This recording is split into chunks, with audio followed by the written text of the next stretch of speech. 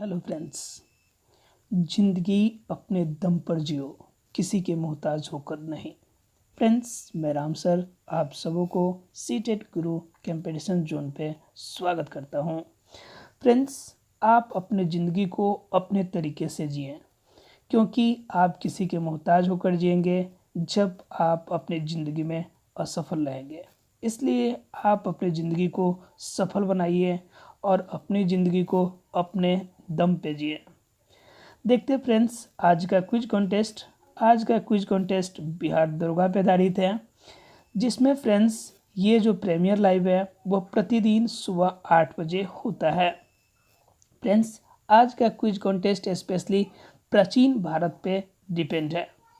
Friends, इसमें top 25 questions है, जिसे हम लोग सिर्फ 15 से 20 मिनट में कवर करेंगे। फ्रेंड्स, ये टॉप 25 क्वेश्चंस है जो प्राचीन भारत से अक्सर क्वेश्चंस एग्जाम्स में आते हैं। स्टार्ट करते हैं आज का क्विज कॉन्टेस्ट। आपके 25 में से कितने क्वेश्चन सही हुए आप इसे कमेंट्स बॉक्स में भी दे सकते हैं। स्टार्ट करते हैं आज का क्विज कॉन्टेस्ट। आज का जो फर्स्ट क्वेश्चन है फ्रेंड्स, वो है आपका राष्ट्रकूट वंश की स्थापना किसने की।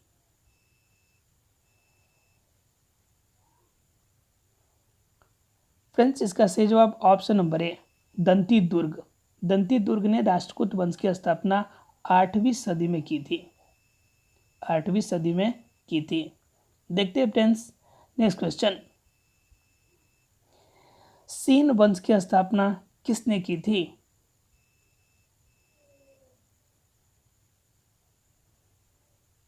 फ्रेंड्स, इसका सही जवाब option number B, Hemant Sen.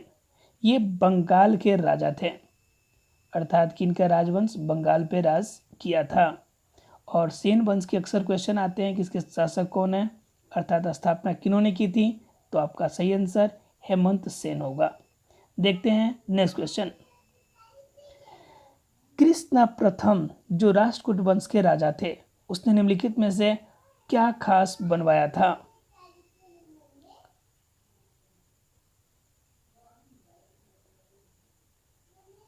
Friends, इसका सही जवाब ऑप्शन नंबर ए, एलोरा के शिव मंदिर, जो कि महाराष्ट्र में है, इसे कृष्ण प्रथम ने बनवाया था, जो कि राष्ट्रकूट वंश के शासक थे।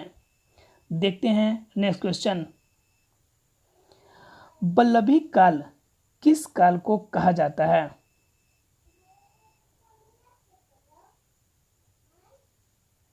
फ्रेंड्स, इसका सही जवाब ऑप्शन नंबर ए, गुप्त काल को वल्लभी काल के नाम से जाना जाता है।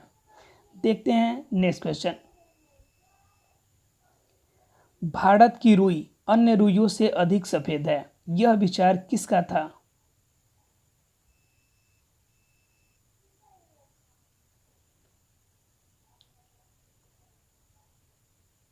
फ्रेंड्स, इसका सही जवाब ऑप्शन नंबर बी, यह जो विचार था वह मेगास्थनीज का विचार था।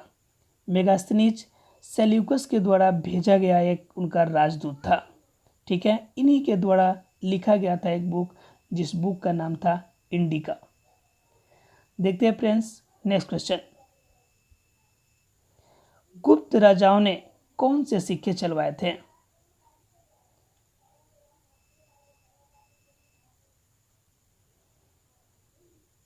फ्रेंड्स, इसका सही जवाब ऑप्शन नंबर 1 और 3, अर्थात कि ऑप्शन नंबर सी इसका सही जवाब है। फ्रेंड्स, ये जो इन्होंने दिनार चलाया था और जो आपका स्वर्ण, दिनार जो वास्तव में चला था ये रोमन साम्राज्य से नकल किया गया था, अर्थात कि रोमन साम्राज्य इससे पहले दिनार से चलाते थे, उसी का नकल करके गुप्त राजाओं ने बनाया था। और स्वर्ण जो है वो भारत के सोना और चांदी का जो सिक्के थे वो सर्वप्रथम जो चलाया गया था वो आपका स्वर्ण सिक्के गुप्त काल में ही चले थे। देखते हैं फ्रेंड्स नेक्स्ट क्वेश्चन, कुषाणों ने किसके सिक्के चलवाए थे।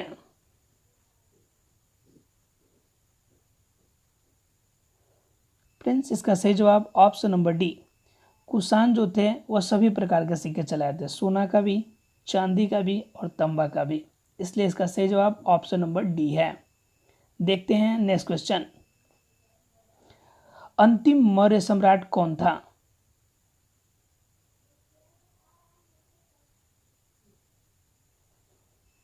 फ्रेंड्स, इसका सही जवाब option number B, Brihadratha. Brihadratha को इनके ही सेनापति जो थे पुष्यमित्र शुंग, इन्होंने अपने ही राजा यानी बृहद्रथ को मारकर शुंग वंश की स्थापना किए हुए थे। अर्थात कि आपके मौर्य वंश के अंतिम सम्राट बृहद्रथ, उसको मारे गए पुष्यमित्र शुंग ने, और उसके बाद शुंग वंश की स्थापना हुई। देखते हैं नेक्स्ट क्वेश्चन। किस यज्ञ में वैदिक काल में सूरा का प्रयोग किया जाता था?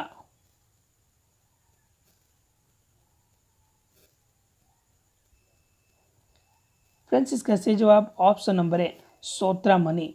खास तौर से जब खास उपलब्धि के लिए जब यज्ञ कराए जाते तो उसे सौत्रामणि कहा जाता था, जिसमें सूरा का प्रयोग किया जाता था।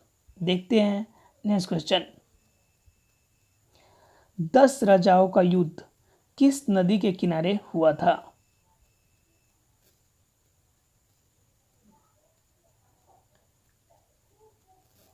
फ्रेंड्स, इसका सही जवाब ऑप्शन नंबर ए, पुरुषानी। फ्रेंड्स, ये 10 राजाओं की जो युद्ध होते हैं उसे दसराग युद्ध के नाम से भी जाना जाता है।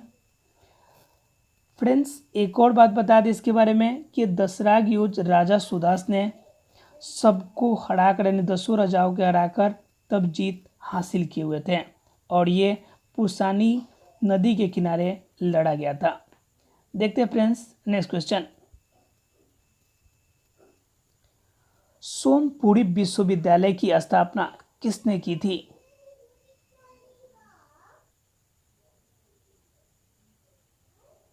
फ्रेंड्स, इसका सही जवाब ऑप्शन नंबर सी, पाल वंश के राजा धर्मपाल ने सोमपुरी विश्वविद्यालय की स्थापना की थी। देखते हैं नेक्स्ट क्वेश्चन। गौतम बुद्ध की मां महामाया किस वंश से थी?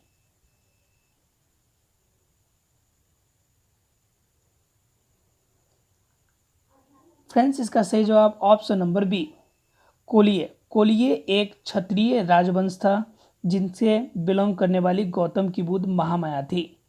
फ्रेंड्स, अगर बात करें इनके पिताजी की, तो इनके पिताजी जो थे वह शाक्य वंश के थे, और पिताजी का नाम सुधोधन था। सुधोधन इनके पिताजी का नाम था, जो कि शाक्य वंश के थे। ध्यान रखिएगा फ्रेंड्स, जब भी माता का हो तो कोलिये और पिता का हो तो शाक्य। ध्यान रखिएगा, इसे कभी कंफ्यूज मत होइएगा। देखते हैं नेक्स्ट क्वेश्चन। विक्रमशिला विश्वविद्यालय का विकास किसने करवाया था? फ्रेंड्स, इसका सही जवाब ऑप्शन नंबर ए, धर्मपाल, जो कि पाल वंश के राजा थे। देखते हैं नेक्स्ट क्वेश्चन। नालंदा विश्वविद्यालय का विकास किसके काल में हुआ था? फ्रेंड्स, इसका सही जवाब ऑप्शन नंबर सी, कुमारगुप्त, जो कि चंद्रगुप्त विक्रमादित्य के पुत्र थे। ये ध्यान रखिएगा, ये बहुत इंपॉर्टेंट क्वेश्चन है। नालंदा विश्वविद्यालय के लिए अक्सर क्वेश्चन आते हैं, और आपका आंसर होगा कुमारगुप्त, जो कि चंद्रगुप्त विक्रमादित्य के पुत्र थे। देखते हैं नेक्स्ट क्वेश्चन। नालंदा विश्वविद्यालय के विकास किसके काल में हुआ था? फ्रेंड्स, सेम क्वेश्चन है। अगला क्वेश्चन है फ्रेंड्स, प्रथम बौद्ध संगति के अध्यक्ष कौन थे?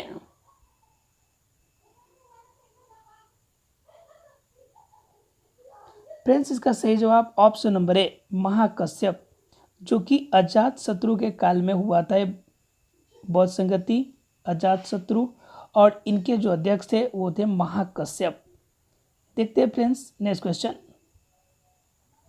विश्व का सबसे बड़ा महाकाव्य कौन सा है?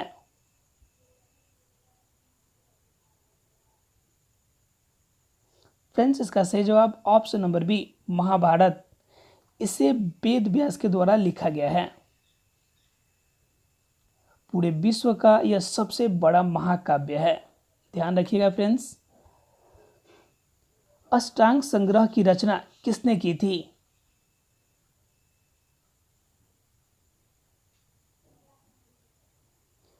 फ्रेंड्स, इसका सही जवाब ऑप्शन नंबर ए, बाणभट्ट। अष्टांग संग्रह वास्तव में आयुर्वेद से रिलेटेड एक बुक है, जिसकी रचना बाणभट्ट के द्वारा किया गया था। देखते हैं नेक्स्ट क्वेश्चन। 8वीं सदी में त्रिकोणीय संघर्ष किन राजाओं के बीच हुआ था?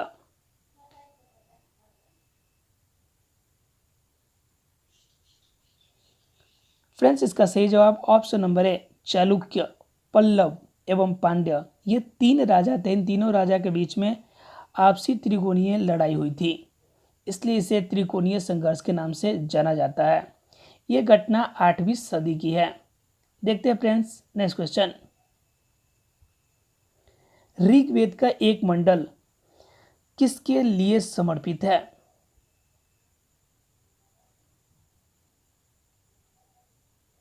फ्रेंड्स, इसका सही जवाब ऑप्शन नंबर डी सोम, जो कि 9वें मंडल में, अर्थात कि देवता सोम के बारे में ऋग्वेद के 9वें मंडल में वर्णित है।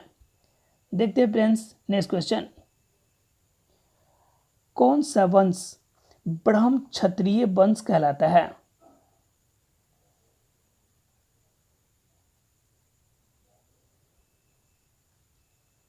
फ्रेंड्स, इसका सही जवाब ऑप्शन नंबर ए सेन, यानी सेन वंश को हम लोग ब्रह्म क्षत्रिय वंश के नाम से जानते हैं। यह सेन वंश सामंत सेन के द्वारा 11वीं सदी में किया गया था। सामंत सेन के द्वारा 11वीं सदी में सेन वंश की स्थापना की गई थी, 11वीं सदी में। देखते फ्रेंड्स नेक्स्ट क्वेश्चन। कौन सा मिलान सही नहीं है?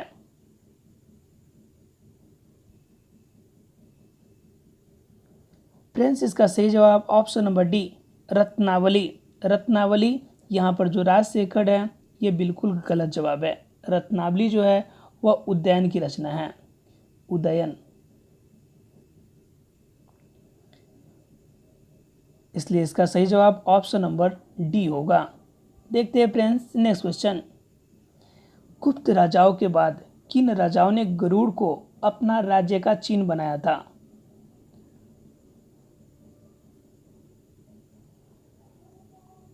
फ्रेंड्स, इसका सही जवाब ऑप्शन नंबर बी, इसका सही जवाब friends option number B Rashtrakuta. Rashtrakuta ने यानी कि गरुड़ को अपना राज्य का राजकीय चिन्ह बनाया था। देखते हैं आखिरी क्वेश्चन। किस सतवाहन राजा ने सर्वप्रथम राजा के नाम के सिक्के जारी किए थे?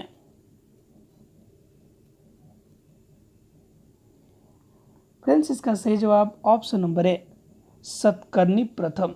सतकर्णी प्रथम जो कि आंध्र प्रदेश में, ये राजा जो थे आंध्र प्रदेश और स्पेशली कर्नाटका के एरिया में ये राज किए हुए थे, और ये सतकर्णी प्रथम ने ही पहले सर्वप्रथम राजा के नाम का सिक्के जारी किए थे। फ्रेंड्स, ये क्वेश्चन थे आपके टॉप 25, इसमें से आपके कितने सही हुए इससे आप कमेंट बॉक्स में जरूर देंगे।